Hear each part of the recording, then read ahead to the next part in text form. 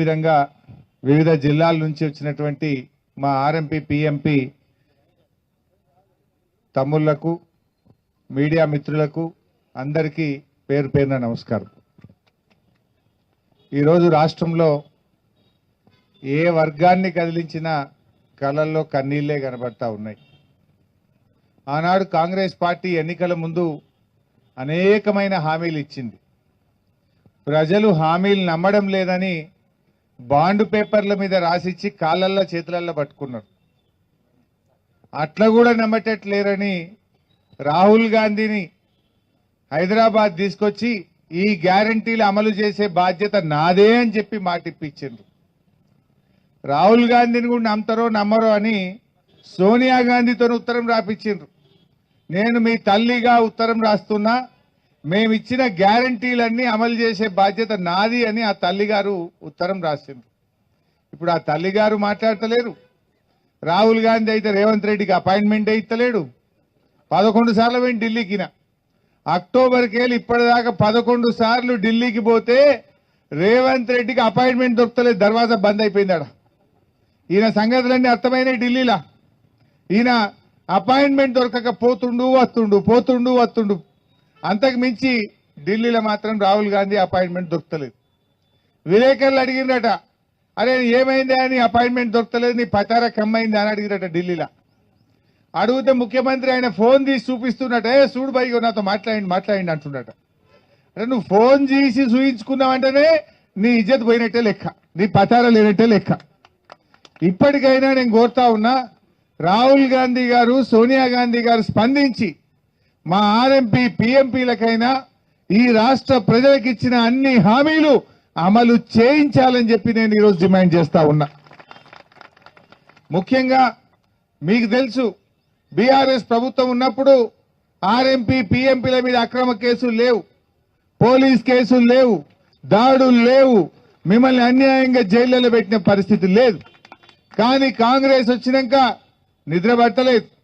ఏ రాత్రి ఎవడొస్తాడో, ఏం కేసు పెట్టాడో, జైల్లో నూకుతాడో, పోలీస్ కేసులు పెట్టారో వాళ్ళని జీబులలో లేచి ఊరంతా తిప్పుతున్నారు. మీ ఆర్ఎంపీలను జీబులలో లేచి జిల్లా అంతా తిప్పుతున్నారు, భయభ్రాంతులకు గురి చేస్తున్నారు, అక్రమ కేసులు పెట్టి రోజుల తరబడి జైళ్లలో పెట్టి ఇవాళ వేధిస్తున్నటువంటి పరిస్థితి ఉన్నది. నేను అడుగుతా ఉన్నా, మీ మేనిఫెస్టోలో ఏం చెప్పారు? ట్రైనింగ్ ఇస్తాం, సర్టిఫికెట్లు ఇస్తామని చెప్పారు. దాన్ని ఎందుకు అమలు చేయడం లేదు? ట్రైనింగ్ ఇచ్చుడు మాట దేవుడు ఎరుగు, కేసులు పెట్టి కనీసం ఉన్న బతుకుదెరువు లేకుండా పిల్లలకు దూరం చేస్తున్న పరిస్థితి ఉన్నది. ఇలా ఆర్ఎంపీలు కూడా ఆత్మహత్యలు చేసుకునే పరిస్థితి తెస్తా ఉన్నారు. ఆర్ఎంపీలను రోడ్ల మీద తెచ్చే పరిస్థితి తెస్తా ఉన్నారు. ఇప్పటికైనా రేవంత్ రెడ్డి మరి కళ్ళు తెరవాలని వైద్య ఆరోగ్య శాఖ మంత్రి దామోదర్ రాయనరసింహ గారు తక్షణమే అధికారులకు ఆదేశాలు ఇచ్చి డిఎంఎన్హెచ్ఓలు వేధించకుండా చూడాలి, అక్రమ కేసులు పెట్టకుండా చూడాలి, వీళ్లకు శిక్షణ ఇచ్చి సర్టిఫికెట్లు ఇప్పించాలని చెప్పి నేను డిమాండ్ చేస్తా ఉన్నా. ఆ రోజు బీఆర్ఎస్ పార్టీ ఉన్నప్పుడు మీ ట్రైనింగ్ కొనసాగిద్దామని డాక్టర్ లక్ష్మారెడ్డి గారు మంత్రిగా ఉన్నప్పుడు ఆ జీవో ఇచ్చిండ్రు, ట్రైనింగ్ కూడా స్టార్ట్ చేసిండ్రు. తర్వాత కొంతమంది కోర్టుకు పోయి స్టే తెచ్చారు. మళ్ళీ నేను కూడా పిలిచి ట్రైనింగ్ స్టార్ట్ చేద్దామనే వరకు కొంతమంది హైకోర్టుకు పోయి స్టే తెచ్చినారు. ఇట్లా గత ప్రభుత్వంలో స్టేలు తెచ్చి కొంతమంది అడ్డుకునే ప్రయత్నం చేసిండ్రు. స్టేలు వస్తే వచ్చినాయేమో, కానీ మీ బతుకుదెరువును మాత్రం ఎక్కడ ఆపలే, మీ మీద కేసులు పెట్టలే, మీ మీద దాడులు చేయలే, మిమ్మల్ని పోలీస్ స్టేషన్ల చుట్టూ బీఆర్ఎస్ ప్రభుత్వం ఏ రోజు కూడా తిప్పలేదు. ఎప్పుడన్నా ఎక్కడన్నా ఇబ్బంది వస్తే మీ సంఘ ప్రతినిధులు నా దృష్టికి తెస్తే అర్ధగంటలో మీ సమస్య పరిష్కారం చేశాం, అంతే తప్ప మిమ్మల్ని ఎక్కడ కూడా వేధించలే. కానీ కాంగ్రెస్ వాళ్ళు వచ్చినాక అందరు బతుకులు రోడ్డు మీదకే వచ్చినాయి. మొన్న పాపం గౌడన్నలు కలిసి నాకేమన్నా పోతే, అన్న బీఆర్ఎస్ వాళ్ళు ఉండగా మా గీత కార్మికుల మీద ఒక్క కేసు కాలే. ఏందో ఏమో ఈ కాంగ్రెస్ వచ్చినాక మొత్తం మా చెర్లపల్లి జైలు ఒక బ్యారక్ నిండా మా వాళ్ళే ఉన్నారంటున్నారు. చెంచల్ కూడా పోతే బ్యారక్ నిండా మా గౌడన్నల్నే పెట్టిండ్రన్నా, లేని కేసులు పెట్టున్నారు, మమ్మల్ని సతాయిస్తున్నారు, మా గీత కార్మికుల పొట్టగొడుతున్నారు అని చెప్పి గౌడన్నలు కూడా మొన్న నా దగ్గరకు వచ్చి చెప్పుకొని బాధపడ్డారు. అంటే ప్రతి ఒక్కరిని వేధించుడే, ఎవరిని విడిచిపెట్టలే. ఈ రాష్ట్రంలో రైతుల ఆత్మహత్యలు, చేనేత కార్మికుల ఆత్మహత్యలు, ఆటో డ్రైవర్ల ఆత్మహత్యలు, లాస్ట్కు హైదరాబాద్ లో బిల్డర్ల ఆత్మహత్యలు కూడా జరుగుతూ ఉన్నాయి. ఏం ఉద్ధరించినవు? ఏ ఒక్క హామీ అన్న అమలు చేసినవా? 6 గ్యారంటీలు 13 హామీలు అంటివి. మొదటి హామీ మహిళలకు ఇచ్చే 2500 మహాలక్ష్మి అమలు కాలే. చివరి హామీ వృద్ధులకు ఇచ్చే 4000 పింఛన్ కూడా అమలు కాలే. ఏమన్నా అంటే రుణమాఫీ చేసిన అంటాడు.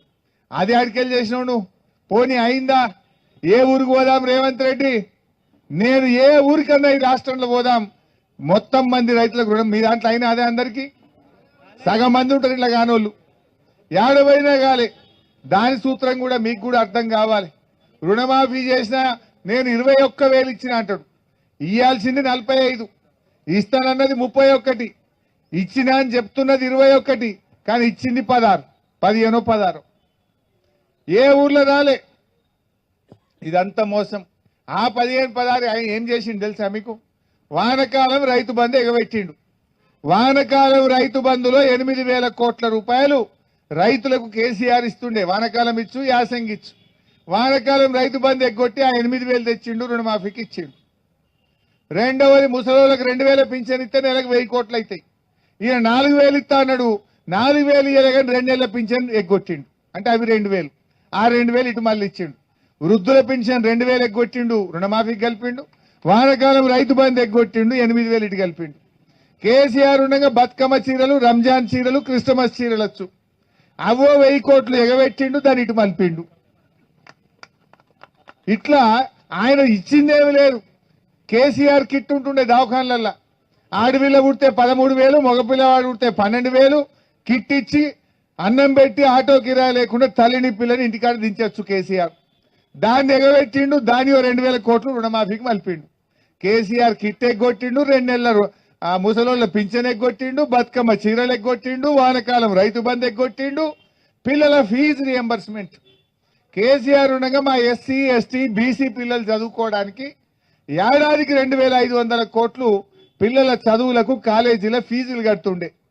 గా ఫీజు రియంబర్స్మెంట్ కూడా ఎగ్గొట్టిండు. గా 2,500 ఆడు ఎగ్గొట్టిండు, తెచ్చి గీ రుణమాఫీలో కలిపి అంటాడు. ఇక నువ్వు ఇచ్చింది ఏమన్నదే? ఫీజు రియంబర్స్మెంట్ ఎగ్గొట్టినావు, రైతు బంద్ ఎగ్గొట్టినావు, బతుకమ్మ చీరలు ఎగ్గొట్టినావు, కేసీఆర్ కిట్ ఎగ్గొట్టినావు, ముసలోళ్ళకి 2 నెలల పింఛన్ ఎగ్గొట్టినావు, గీడ కోత కోసినావు, గల కలిపినావు. నువ్వు ఇచ్చింది ఏమున్నది అని నేను అడుగుతా ఉన్నా. నువ్వు చేసిన హామీ ఏంది అని నేను అడుగుతా ఉన్నా. పెద్ద పెద్ద డైలాగులు కొట్టిండు. నేను రోజు కలుతా ముఖ్యమంత్రి, మా ఇంట్లో దర్వాజా ఖుల్లా ఉంటది, ప్రజలు ఎవరు వచ్చినా నేను ప్రతిరోజు ముఖ్యమంత్రి ప్రజల్ని కలుస్తాడు అన్నాడు. ఒక్కనాడనే కలిసినాడు ఆయన?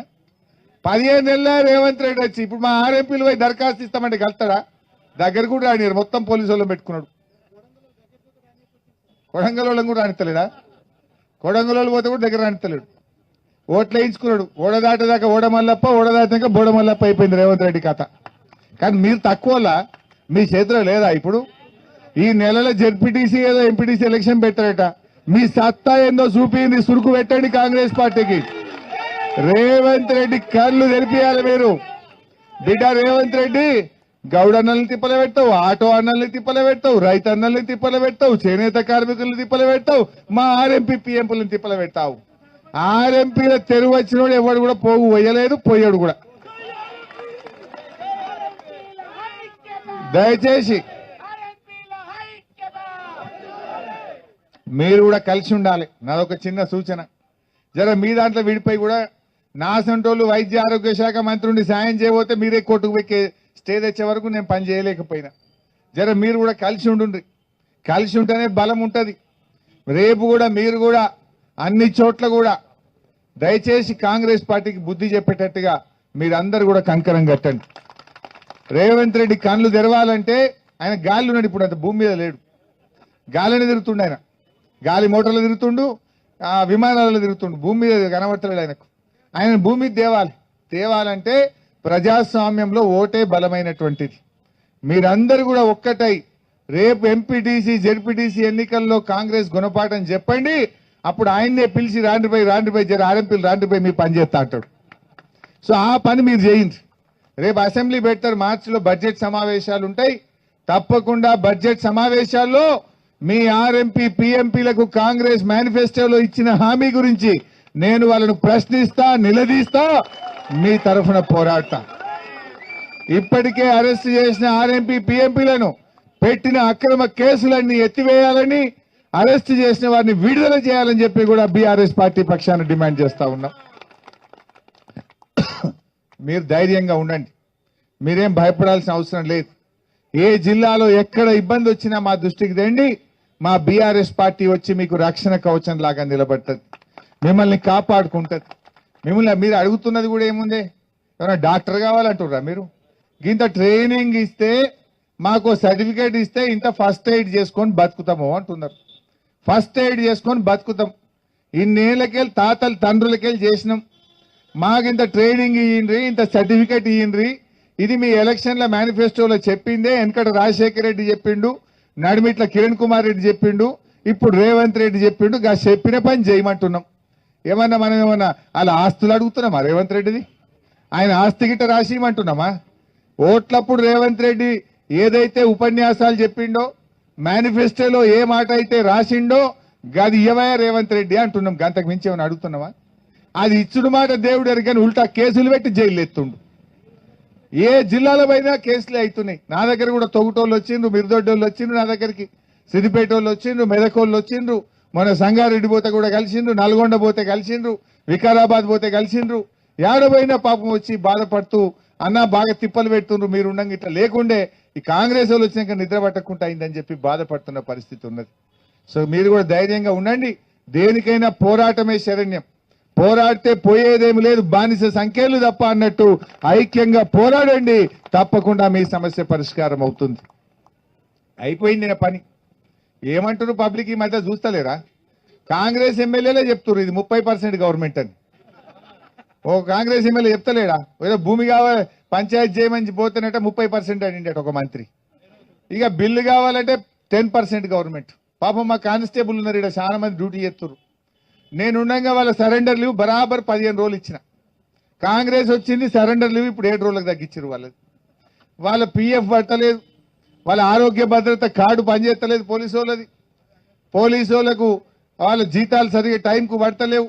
హోంగార్డులను అయితే గోస ఉంచుకుంటున్నారు. ఎవరిని చూడు పక్కకి తీసుకపో పోలీసు వాళ్ళు కూడా వాళ్ళు కూడా దుఃఖం చెప్పుకుంటారు. అది నువ్వు పోలీసు వాళ్ళని అడుగుతావా, రోడ్డు మీద పోయి ఆటో డ్రైవర్ని అడుగుతావా, ట్యాక్సీ మొన్న రోజు ట్యాక్సీ ఎక్కిన.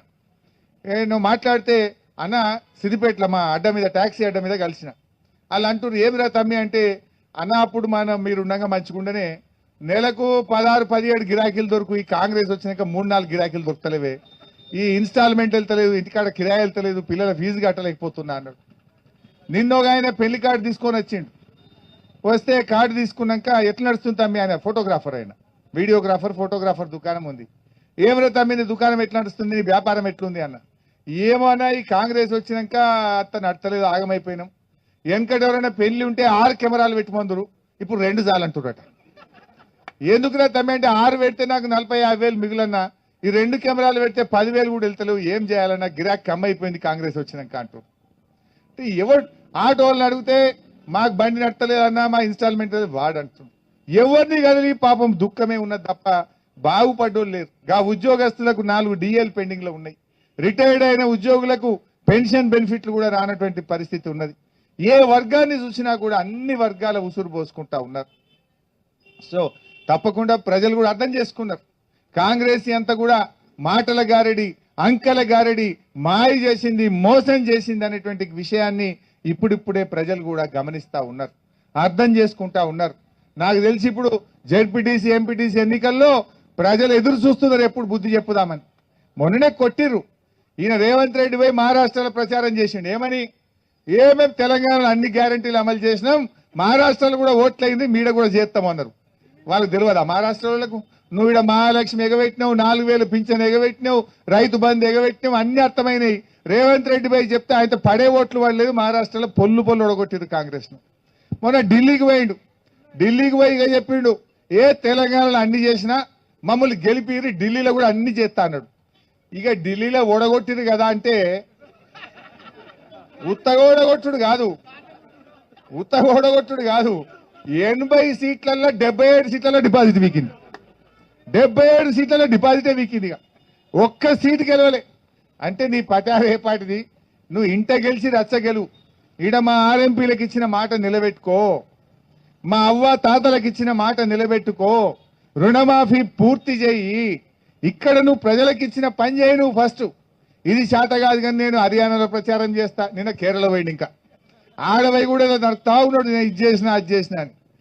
నువ్వు ఇంకా కేరళలో పోయి దూరం పోయి మాట్లాడు కాదు, తెలంగాణలో ఏ ఊరికన్నా పోదాంపా పోలీసు వాళ్ళు లేకుండా. నువ్వురా నేనెత్తా ఒక ఊరికి పోదాంపా తెలంగాణలో. నీ మహబూబ్నగర్ పోదామా, నీ నల్గొండ పోదామా, ఖమ్మం పోదామా, ఇద్దరం కలిసే పోదాం. ఇక పోలీసు వాళ్ళొద్దు. ఇక నువ్వు మాట్లాడు, నేను మాట్లాడు, జనం సంగతి చెప్తారు, నీ సంగతి నా సంగతి చెప్తారు. గది చేసే ధైర్యం లేదు. కేరళలో పోయి స్పీచ్ కొడుతుండు, మహారాష్ట్రలో కొడుతుండు, ఢిల్లీలో కొడుతుండు. గల్లీలకు మాత్రం వస్తలేడు. గల్లీలకు వచ్చే తెలివి లేదు కానీ ఢిల్లీలో పోయి ఉపన్యాసాలు కొడుతుండు రేవంత్ రెడ్డి.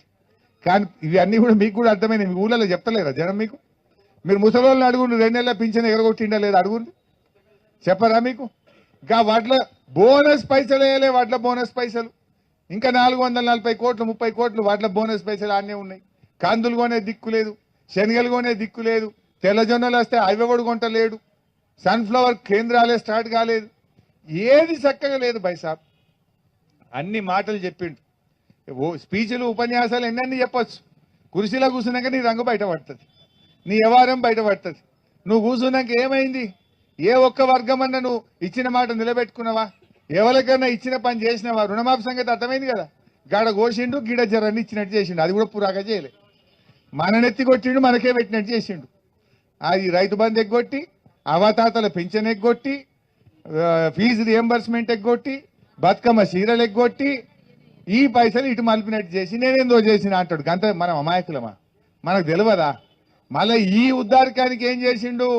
భూములు కుదబెట్టి 10,000 కోట్ల అప్పు తెచ్చిండు. ఒకటే ఏడాదిలో రేవంత్ రెడ్డి ప్రభుత్వం చేసిన అప్పు 1,47,000 కోట్ల రూపాయలు అప్పు చేసిండు ఒకటే ఏడాదిలో. పోనేమన్నా కాళేశ్వరం కడితివా, మల్లన్న సాగర్ కడితివా, పాలమూరు కడితివా, ఓ చెరువు మంచిగా చేస్తీవా, ఓ చెక్ డ్యామ్ కడితివా, ఏమన్నా మంచినీళ్ళు ఇస్తీవా, ఓ కరెంటు తెస్తీవా? చేసిందేమి లేదు. మళ్ళా బీఆర్ఎస్ ప్రభుత్వం ఉండగా 10 ఏళ్లలో 4,17,00,000 అంటే నెలకు ఏడాదికి 40,000 చేసినాం మనం. కానీ రేవంత్ రెడ్డి ఒకటే ఏడాదిలో 1,40,000 చేసిండు. ఒక్కటే ఏడాదిలో 1,40,000 చేసిండు. మహిళలకు ఏం చెప్పిండు? వడ్డీ లేని రుణం ఇస్తా అన్నాడు. మీ ఊళ్ళో ఎవరినైనా అడుగుండ్రి, ఈ ఏడాదిలో ఒక్క రూపాయన వడ్డీ లేని రుణం వచ్చిందేమో అడుగుండ్రి. ఇక స్పీచ్ కొట్టమంటే మహిళల్ని కోటీశ్వరుని చేస్తా అన్నాడు. లక్షాధికారి కాదు, కోటీశ్వరుని చేస్తా అన్నాడు. కోటీశ్వరుడు కాదు కదా, కోటి పైసలు కూడా ఇవ్వలేదు రుణమాఫీకి.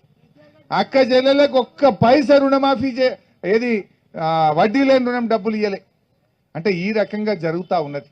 సో నేను మీతో కోరేది ఒకటే, ధైర్యం కోల్పోకండి, ధైర్యంగా ఉండండి, కష్టం వచ్చినప్పుడు పోరాడాలి, ధైర్యంగా నిలబడాలి, సమస్యను పరిష్కారం చేసుకోవాలి. మీ సమస్యలు నాకు బాగా తెలుసు, మీకు తెలుసు. యావత్ భారతదేశంలోనే ఆర్ఎంపీ పిఎంపీలకు గవర్నమెంట్ ల్యాండ్ ఇచ్చి గవర్నమెంట్ పైసలతో బ్రహ్మాండమైన బిల్డింగ్ కట్టించింది సిద్దిపేటలో కట్టించిన. ఎప్పుడు 20 ఏళ్ల కింద కట్టించిన, ఇయ్యాల కాదు, 20 ఏళ్ల కింద ఆర్ఎంపీ పిఎంపీలకు గవర్నమెంట్ జాగిచ్చి గవర్నమెంట్ పైసలతో గజ్వేల్లో, సిద్దిపేటలో, దుబ్బాకలో, మా మెదక్ జిల్లాలో అనేక చోట్ల మీకు ఒక భవనం కట్టించి ఆర్ఎంపీల ఆత్మ గౌరవాన్ని నిలబెట్టడం జరిగింది. మీ గౌరవాన్ని కాపాడడం జరిగింది. రేపు కూడా తప్పకుండా కాపాడుకుంటాం. సరే, టైం ఉన్నది, ఆయనకు 4 ఏళ్ళు టైం ఉండొచ్చు, పోరాడదాం. మీ పక్షాన అసెంబ్లీలో నేను పోరాడతా, బయట మీరు పోరాడండి. కానీ మీ బాధ, మీ దుఃఖం వాళ్ళకి ఎప్పుడు అర్థమవుతుంది? డబ్బలు ఖాళీ పెడితే అర్థమవుతుంది. రేపు జెడ్పీటీసీ ఎంపీలుగా కాంగ్రెస్ ను ఓడగొడితే గప్పుడు కాంగ్రెస్ సురుకు పుడుతుంది, రేవంత్ రెడ్డికి బాధ అర్థమవుతుంది. లేకపోతే నువ్వు వీడెంత లొల్లి పెట్టినా, నేనెంత లొల్లి పెట్టినా, నువ్వెంత పెట్టినా సురుకు పుట్టదు రేవంత్ రెడ్డికి. ఆయనకు కర్రుగాల్చి వాత పెట్టాలి. ఎట్లా పెట్టాలి? ఓట్ల రూపంలో పెట్టాలి. అప్పుడు ఆయన కళ్ళు తెరుస్తాడు, మిమ్మల్ని పిలిచి ఛాయ్ పోసి బిస్కెట్ ఇచ్చి మీ పని చేసి పెట్టే పరిస్థితి వస్తుంది. ఆ పరిస్థితి రావాలంటే ఎందుకంటే ఇప్పుడు జెడ్పీటీసీ ఓడిపోయిందని కానీ కుర్చేం పడిపోదు కదా. జెడ్పీటీసీ ఓడిపోయినా, ఎంపీ ఓడిపోయినా రేవంత్ రెడ్డి దిగిపోతాడా? కుర్చేం పడిపోతుంది? పడిపోదు. కానీ ఆయన కళ్ళు తెరుస్తాడు. ఆయన ఏం తప్పు చేసిండో, ఆయన మీద ప్రజలు ఎంత కోపంగా ఉన్నారో అనే విషయం ఆయనకు అర్థం కావాలంటే జిల్లా పరిషత్ ఎన్నికల్లో కాంగ్రెస్ పార్టీని చిత్తుగా ఓడించాలని చెప్పి నేను ఈ సందర్భంగా పిలుపునిస్తా ఉన్నాను. తప్పకుండా మీ గురించి అవసరమైతే ఆరోగ్య శాఖ మంత్రి దగ్గరికి మీ బృందాన్ని ఒక 5-10 మందిని తీసుకొని నేనే వస్తా, వచ్చి ఆయనతో కూడా మాట్లాడతా, అసెంబ్లీలో కూడా మాట్లాడతా. మీ సమస్య పరిష్కారం అయ్యేదాకా మీకు ధైర్యంగా అండదండలు అందిస్తాం. ఏ జిల్లాలో ఎక్కడ ఇబ్బంది వచ్చినా బీఆర్ఎస్ పార్టీ ఎమ్మెల్యేలు, ఎమ్మెల్సీలు, మా పార్టీ నాయకులు కూడా అవసరమైతే మీ అక్రమ కేసులు పెట్టి మిమ్మల్ని ఇబ్బంది పెడితే మీకు అండగా కూడా ఉంటాం. ధైర్యంగా ఉండాలని చెప్పి కోరుకుంటూ జై తెలంగాణ, జై ఆర్ఎంపీ.